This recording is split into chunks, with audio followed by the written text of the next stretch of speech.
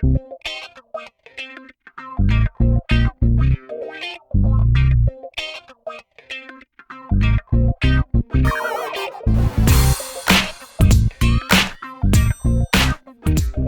to In Pursuit of Truth. This is your host, Sir Patrick Mack. Ladies and gentlemen, I am back after a couple bumps and bruises. I'm all good and I'm rolling into work just like this.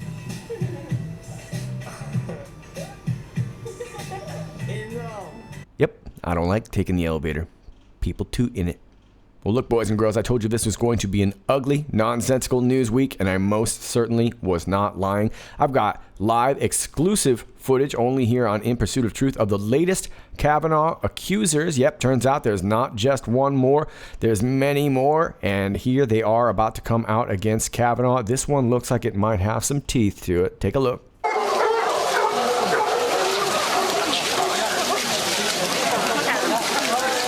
I told you it was going to get ugly. And speaking of ugly, it looks like I'm going to have to get my hands a little dirty in some of this poop with this Christine Blasey Ford story. Now, I'm not going to lie to you.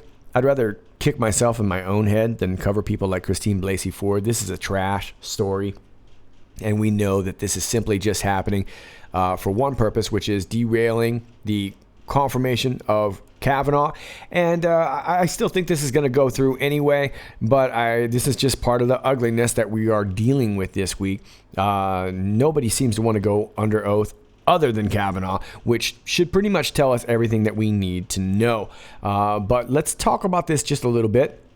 Now, if you follow me on Twitter, you would have seen that I posted this yesterday. Thanks to an Anon who put this together. Some interesting connections here. I'm not sure that I have it all figured out, but let's talk about this a little bit at the top. We are looking at part of the family history of the Strzok family. Now, we're not going to go way into the Strzok family because we've covered it in other videos. But if you are new to my channel or other stories like this, the Strzok family is pretty knee-deep in CIA assets and has been for quite some years around the world. They're a rather prolific family, and they have a lot of ties to aviation companies, whether it be helicopters, even aerospace, missile defense, all kinds of stuff.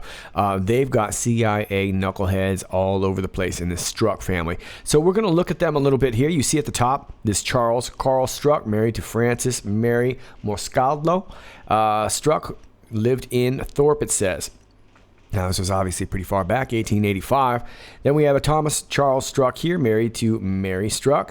And they had siblings, Michael John Strzok, married to Josephine Strzok, and so on and so forth. Now, you see below here on the right side, we see that one of their children was Peter Paul Strzok. Now, this is the father of the Peter Strzok that we know that's in the news right now, although his father was pretty wrapped up in some knuckleheadedry himself, right?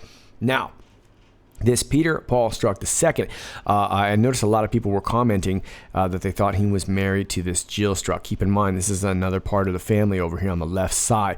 It looks to me like we have this Sidney Strzok on the left. He's married to Jill Strzok, so she would have had a different maiden name. I would guess that this Sidney Strzok would be Peter's cousin. So Jill would simply be some sort of in-law of some sort to Peter Strzok, but we do see that there is a connection there.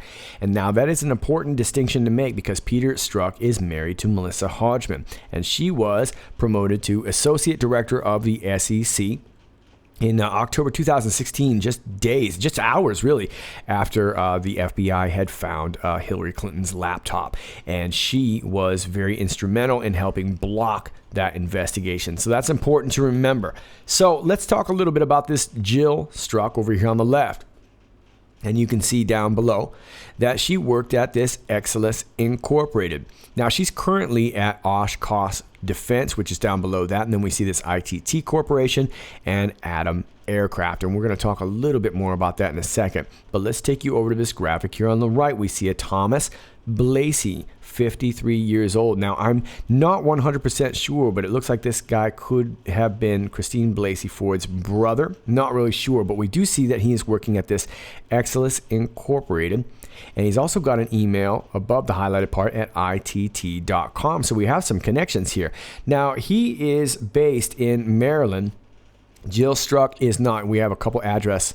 It's like an address history here where it says Colorado, Wisconsin, Colorado Springs, McLean, Virginia. So they don't seem to be working in the same office or the same branch, but they do work for the same company, which is very interesting. Now let's look into Thomas Michael Blasey's family here. We see that we have a Christine Margaret Ford listed, and that appears to be our girl Christine Blasey Ford. Now you'll see two names below this, Ralph G. Blasey the first. I believe that her brother is also Ralph Blasey. I believe he's the third. So maybe this Ralph G. Blasey is the grandfather, but her father is also Ralph Blasey. I believe there are three of them. I'm not exactly sure what order it goes in, but I know that her father and her brother are Ralph. So I would assume that this would maybe be the grandfather. And of course, you'll see the wedding announcement here. She married this Russell Biddle Ford, which is how she became Christine Blasey Ford. Then we see two other names, Laura K. Blasey and Mike Blasey. So the Blasey family and the Ford family seems to be very familiar with each other. Maybe it's just through this marriage. Maybe they were business partners and somehow got married through relation to the families. Or maybe this was all by design. I'm not really sure. This Thomas Michael Blasey is about 53 years old, so I would assume that's another brother or a cousin or something like that. To be honest with you, I'm not sure. It's a little difficult finding some information about some of these exact relations, but we do know that the Blaseys and the Fords are mixed up, and we seem to have another connection with the Strzok family. So here's a little bit more about Tom Blasey from November of 2015. Says that he was announced the director of intellectual property over at Southern Research. Blasey will lead Southern Research's IP functions, including the identification, evaluation, and protection of intellectual property, as well as the transfer of technology through the commercialization process. He has an extensive background in the strategic management of intellectual property, including the design, management, and leveraging of IP portfolios consisting of a wide variety of technologies. From 2001 to 2015, he served as Chief Intellectual Property Counsel for ITT Defense, ITT Corporation, and ITT's Aerospace, Defense, and Information Solutions spinoff, Exelis Incorporated. Here we see Tom Blasey on LinkedIn, and it looks like he is currently at Northrop Grumman Corporation, so more aerospace-y stuff. And now let's take you over to Jill Strzok's LinkedIn. Subcontract manager at Oshkosh Defense, another defense contract. She was previously at Atom Aircraft. Now, the connection that we saw in that graphic was this ITT Corporation as well as Exelis. But you can see that Jill was previously at Atom Aircraft here, and that was another aerospace company who actually made a lot of products for Oshkosh Defense. So it would seem normal for her to go to Oshkosh Defense. Now, Atom Aircraft went bankrupt in 2008, so that would be why she was only there for the 1 year. It looks like they went bankrupt, and then Triton Aerospace bought them out. But we do see the connections there with ITT Corporation, Oshkosh Defense, and this Exelis Corporation, which is this right here. A diversified global aerospace, defense, and information solutions company. The company's operations include networked communications, sensing and surveillance, electronic warfare, air traffic management, and information systems with growing positions in cybersecurity, composite aerostructures, logistics, and technical services. Okay, so we have the Strzok family, the Blasey family, and the Ford family, all with some ties to this Exelis Incorporation. And let me rememberize you that I showed you this last week, this connection with Christine Blasey Ford, and she is a major player with this Corcept Therapeutics. And they make this drug, mifepristone. I'm not sure if I'm saying that right, but the brand name is called Korlym. And essentially what this article is calling a covert abortion drug. I'm on naturalnews.com. I showed you this article last week. So some really, really interesting connections. I think we all know that this thing is a soup sandwich, and it's a desperate move. The way that I look at all of this is that, originally Feinstein was kind of offering, and Q has said this too, that they were basically going to be willing to drop the Kavanaugh thing if Q would drop FISA. And of course, there's no deals. We can see how this is playing out. It seems that no one is going to be playing ball, and that's why we're seeing more and more accusers kind of step forward. But they all seem to be bunk, and I'm going to be honest with you, I don't want to go way into all of them because I think that that's all we're going to really turn out is a bunch of bunk. Meanwhile, we had President Trump at the UN dealing with some very important issues, and I can't help but think that these stories are basically just throwing us the scraps. What's really going on while we're dealing with all these different accusers? What's the real deal? Why was Rosenstein meeting with President Trump, and how come something wasn't done right away? What was the meeting about? What's going on behind closed doors? What kinds of deals are we making between this Kavanaugh confirmation and the release of this Whopper with cheese, this FISA that we've been talking about over and over again? We do know that they're into play. Now, how it's going to be distributed, we don't know. But meanwhile, like I said, I feel like these accuser stories are really just throwing the public these sort of news scraps, if you will. Meanwhile, the real bombshells are happening under our noses, and I want to know what's going on. And this is precisely what I'm talking about. I'm over here on David Martosko's Twitter, who says, whoa. Senate Judiciary Committee Republicans say they have spoken to two men who think they, not Kavanaugh, had the 1982 encounter that formed the basis for her sexual abuse claim. You gotta be kidding me. These tables are from a timeline the committee majority published 15 minutes ago. So, you gotta be kidding me. So let's just give a quick peeky poo here. And I'm gonna take you right here in the middle. Committee staff have a second interview with a man who believes he, not Judge Kavanaugh, had the encounter with Dr. Ford in the summer of 1982. That is the basis of her allegation. He described his recollection of their interaction in some detail. All right, so now we're getting some cross-counter narratives, right? And now we get this information about this calendar coming out, which also doesn't make... Who keeps a calendar from 1982? Ladies and gentlemen, they are feeding us the table scraps.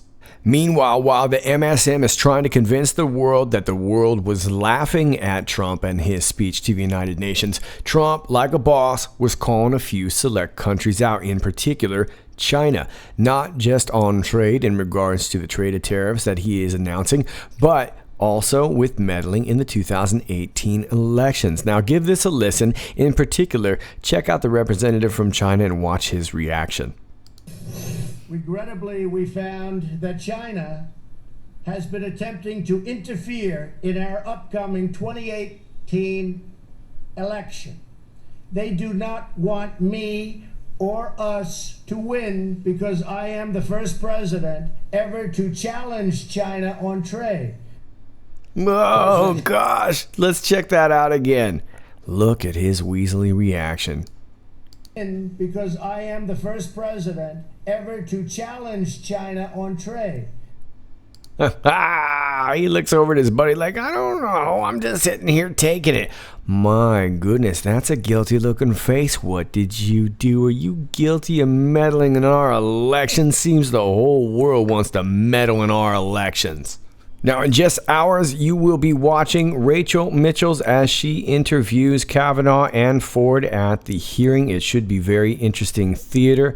I have a feeling theater is exactly what we are getting. Let me leave you with this little side story. This is a bit non-related, but I thought this was very interesting. Thanks to an Anon who gave me a little clip of this, and the Anon wasn't really sure where it came from. I wasn't either. I ended up finally getting it back to this. This is the Financial Management Regulation Manual. This is from October 2008, the DOD. And I am on page 158, where it's talking about automated budget intelligence and related database, otherwise known as BIRD. Let me blow that up for you there. The Budget Intelligence and Related Database, BIRD, maintained by OUSD, is the most complete automated source of resource data for intelligence and related activities for use by the Office of the Secretary of Defense and the Joint Staff. The BIRD database is essential to the preparation of the Military Intelligence Program justification books. It facilitates functional analysis for OSD and the Joint Staff and is compatible with the NIP Resources database used by the Director of National Intelligence. It is also fully consistent with data contained in the FYDP, R&D, and procurement annexes and budget databases and is electronically matched to relevant data in these databases prior to use. OUSDI collects collects MIP narrative data to support program budget review and publication of the MIP Congressional Justification Book, otherwise known as the CJB. Lots of letters here. Specific instructions for the update of the bird database are contained in Chapter 16, Volume 2B. Okay, well, we've had a ton of talk about the bird stuff, and of course, people have thrown out a bunch of great stuff.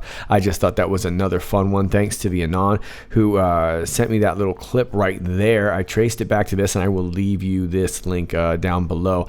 But that very well could be another bird that is singing. Now, before I let you go watch the theater, I want to leave you with one more video clip. Many of you guys have probably already caught this. This was from back a while back from one, the kids be hiding from Joe Biden, who's going to sum the whole thing up for all you Democrats that still want to see an investigation.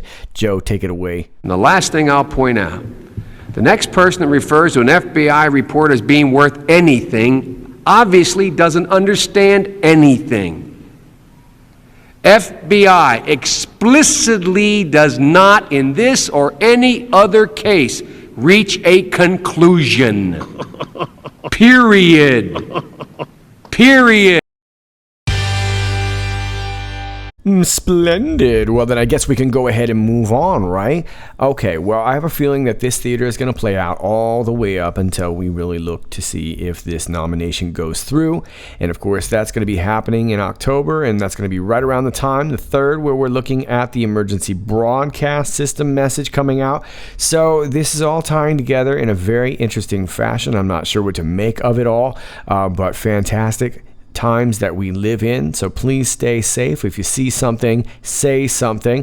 But I do think we're going to see this Kavanaugh confirmation go through. I do think after that we will see the FISA declass and things start to move into hopefully at least getting a preview of the second installment of our trilogy. But first, we need to bring the house down with the FISA.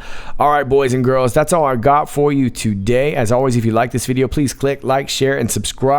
If you are new to my channel, welcome. Please keep in mind that from time to time you will be unclicked and unnotified and unsubscribed. That's the little game that we play here online with the big corporate conglomerates who are testifying, by the way. All right. That's all I got for you. My Real.Video, my Gab, my BitChute, all those links are down below. My Patreon and my email if you want to support the channel, that's down below too. Everything is down in the video description. Thanks to all of you. Enjoy the theater. I will be on Twitter bantering with some of you about what you've seen and heard. And of course, Q will probably be posting once the crew arrives safely back at the castle. Okay, until then, I am Sir Patrick Mack. I will see you on the flip side. Stay sane.